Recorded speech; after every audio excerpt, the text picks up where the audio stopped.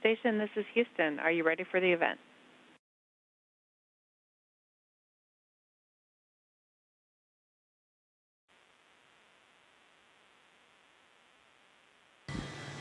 We are ready for the event.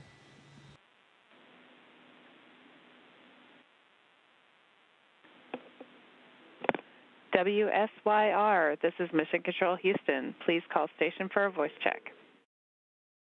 Station, this is Andrew Donovan with News Channel 9. How do you hear me? I have you loud and clear. Help me. I hear you great, Dr. Jeanette Epps. Thank you so much for being here. We were able to travel to the Kennedy Space Center for your launch and have been following every step of your mission. It is so great to see you. It's thanks to be here. Thank you. I appreciate you following along. There's a lot of great things going on here on the International Space Station. Well, you know, I just heard from one of our meteorologists who brought her family outside in the northern suburbs of Onondaga County to wave at you. So people literally are watching the ISS above. How's everything going up there? It's going really well. I mean, we had a really busy time when we first arrived with having a cargo ship come, and we had one space flight participant visit and just getting things done. And now we have we have a little bit of quiet time, but not much, because hopefully soon we'll have the Boeing Starliner folks join us. And then my colleagues will conduct several spacewalks. So it's going to be a very busy June. Are you able to pay any attention to all of the pride beaming from Central New York, pride in you and your accomplishments? I'm flattered and I'm beyond honored. You know, growing up in Syracuse, we had a lot of support for my twin sister and me, and it is so appreciated. And if this is one way that I can give back, just to tell people what's going on here, and that if this little girl from south side of Syracuse can be here, you can do it too. What stands out to you about all of the response and celebration from back at home?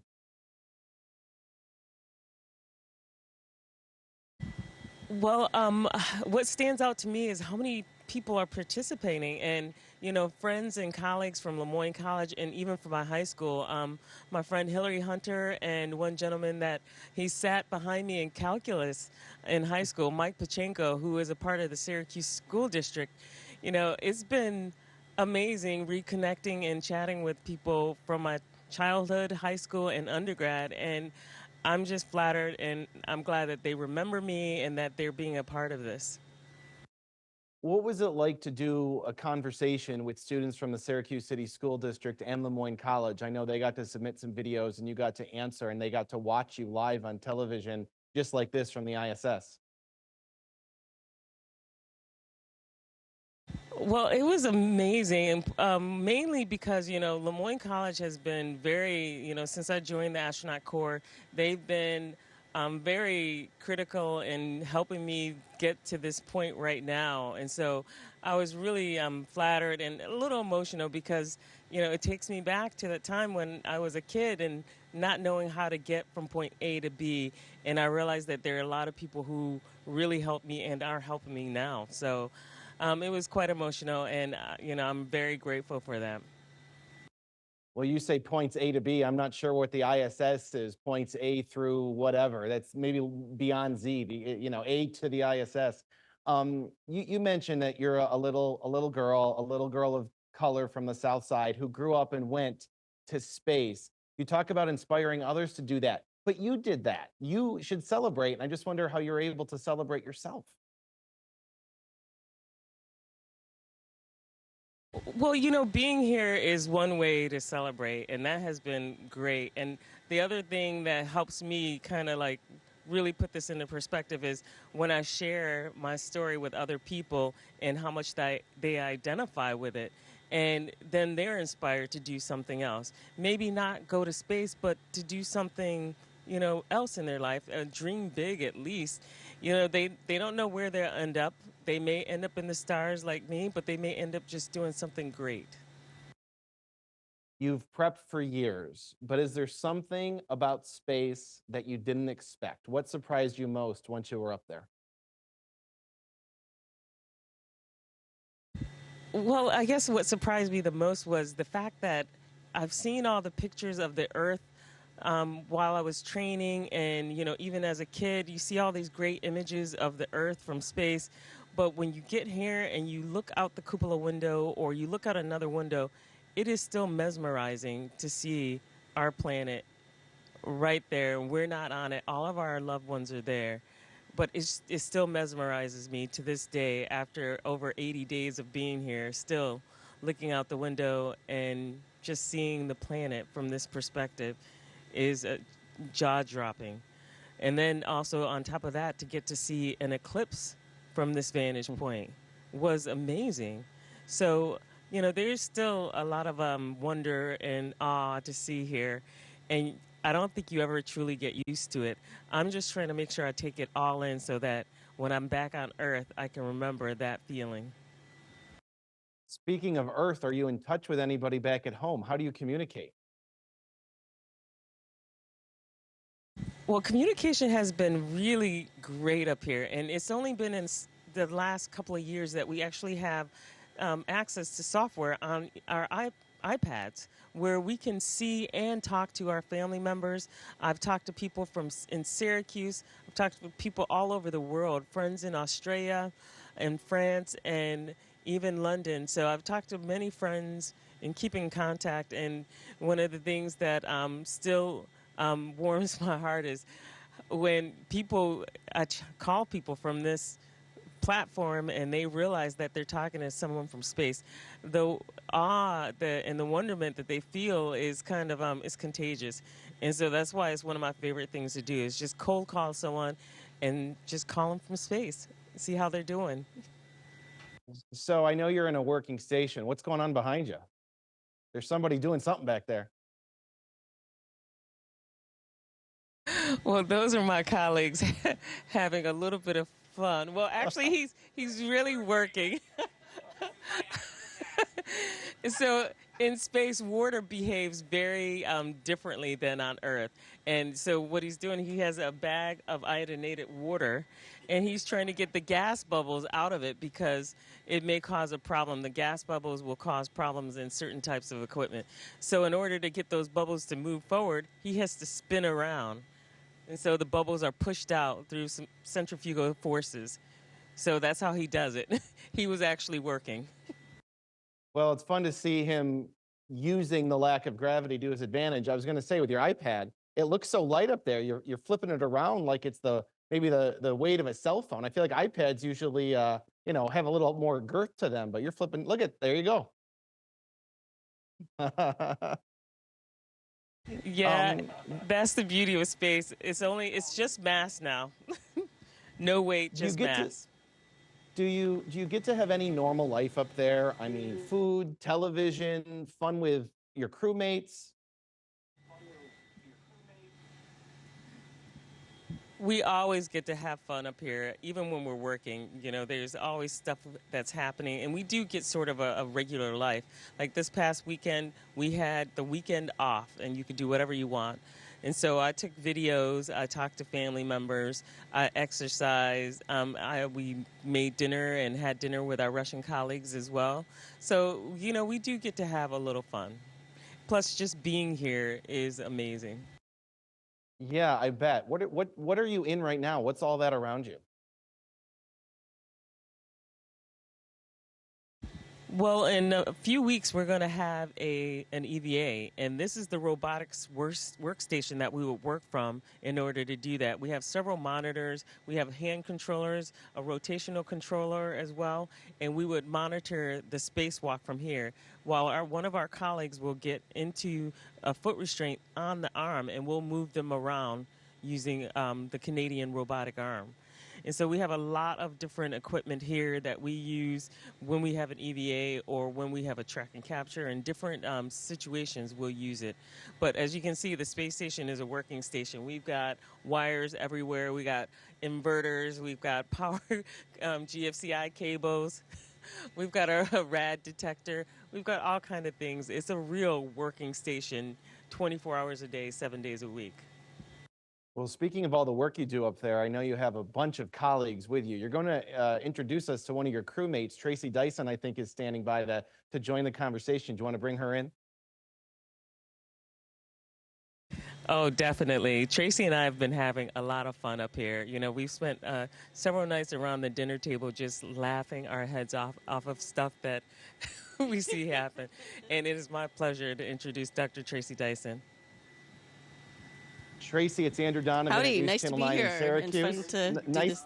Nice to see you. Yeah, we're talking to you from Jeanette's hometown in Syracuse. I know this isn't your first flight, but how's your journey been celebrated by your hometown? You're from the Los Angeles area, right?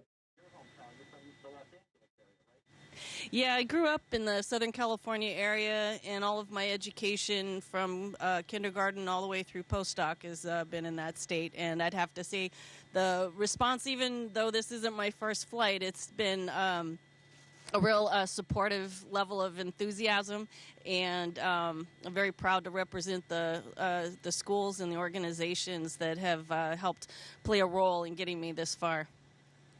So I know Tracy's been up there before, and I know Jeanette, this is her first trip. Have you had any advice for her? Any fun advice? Any serious advice? She's saying yes. Oh, we have our serious moments, and we have our fun moments. I don't know. I think Jeanette, not to put her on the spot, probably could tell you more advice. I'm always talking, so I I don't know if I could pluck anything. But we were doing an activity just the other day together, and I won't explain what it was. But we had this one part, and it was floating. We just decided to stick it above our head while we were doing it, to stow it there. And my advice to her was to keep a scan on it, to keep looking at it. I also offered up a method of the ditty bag, this mesh bag thing that I use all the time, and I Velcro it to my pants, and it's got a drawstring, and it's one of the niftiest things on orbit. And it keeps things from floating away, and I was very enthusiastic about it. I don't know, Jeanette, what would you feel about it? Well, you got to realize one of the biggest problems that we have up here are things floating away. So you'll work on something, and all of a sudden you turn around, it's gone. So having these little tricks and tips really come in handy, big time. I will say I'm a little nervous watching your iPad flow around, but that's space. You guys know what you're doing up there without gravity. I'm wondering how your different backgrounds contribute to a partnership of the projects. I know, chemistry, physics. How do all of those specialties come in to do all the work that you're doing? Well, it's I'll let Jeanette pipe in, but from my experience, our backgrounds in science, in the specific disciplines that we did our work in, it was really the process that we had to go through to get where we are. Especially with the PhD, all the qualifying exams and in-depth research, it really just kind of formed you as a thinker, as an observer, most of all, a tinkerer. And so a lot of the skills that we developed in pursuing those degrees and understanding those disciplines really just contributed to our ability. It's an expression here of the work that we do. And so the amount of physics and chemistry that Jeanette and I actually get to do on a daily basis is not as grand as you might think. We actually are more like wrench monkeys on a daily basis and putting our lab skills to work. Oh, yeah. I don't know. What do you think? No, she's right. And so, we are the hands and the eyes of the researchers back on Earth. And so what we do is having that background actually helps us to understand the research that we're going to help with and help it to move it along more properly. I can only imagine if someone comes up and they have never seen a PCR or some of the equipment that we use, how, there's so many questions they would have. But, just having that background information on what you're doing really helps the research proceed in a not just a normal way, but a better way, and help to get the results that the researchers need on the ground. So I think the background, you have to have a technical background to do this, but also all of the tinkering and things that we do as graduate students and even working at different places like Ford and other places, you really kind of get to know tools and how to put things together, how to take them apart properly, and really help the research. Help produce good research here. Well, Jeanette, let's talk about your research. I know you're testing changes to your immune system while in space, and that could help with 3D printing to replace organs for humans. How's that project going?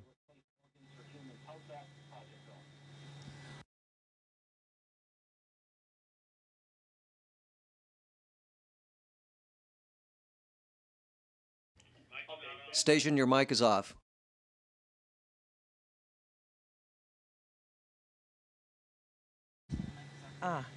Sorry about that. So the research is going really well. The immunity assay experiment is really looking at how our immune system changes over time as we live and work on the space station. So that's going really well. The processing part is the heavy part. We draw our own blood, and then we go through the process, and then those results are frozen, and the researcher on the ground will produce a lot of great research just from the 4 people here. But everyone who comes here, a lot of blood is drawn, and we're doing all kind of processing on it to see how our immune system changes. And even with the 3D fabrication, in the future, I could imagine having this machine that can 3D print an organ, be it a heart, be it a kidney, while in space. And so being able to do that without gravity is like growing cells in vitro, where like a baby growing in the stomach is basically growing in weightlessness because it's suspended in that fluid. So, there's all kind of things that we're doing that should help push our exploration out to different worlds, even not just to the moon, but to Mars and beyond. So all of this research that we're doing, hopefully in the future, we'll see some great things on a moon and maybe another planet and on Earth. Tracy, Jeanette's friends and family and her whole hometown is watching this. What's something we don't know about Jeanette that you've experienced with her on the ISS? Give us some dirt.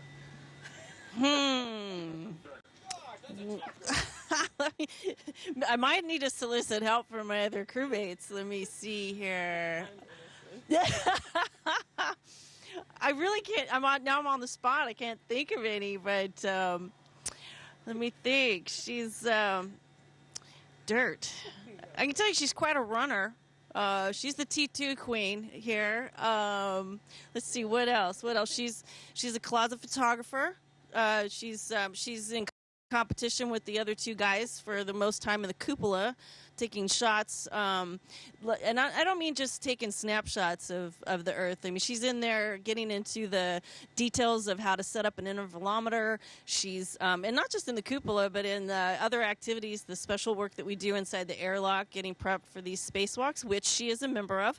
And just doing special things with the camera, which, for me, I'm not much of a camera buff, so I admire the courage that she has to try things with her free time, the limited free time that we have up here with that. But dirt, my goodness.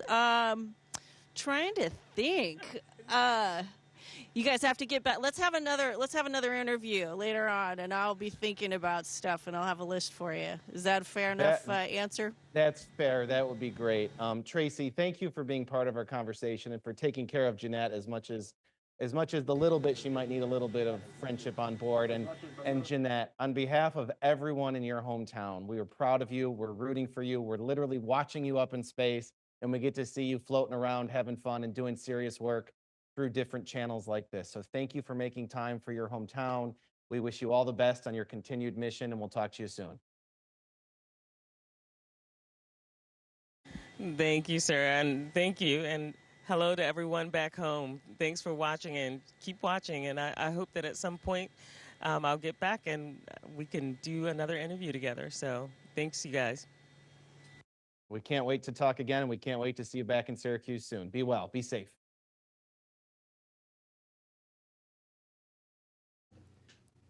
Station, this is Houston ACR. That concludes the event. Thank you.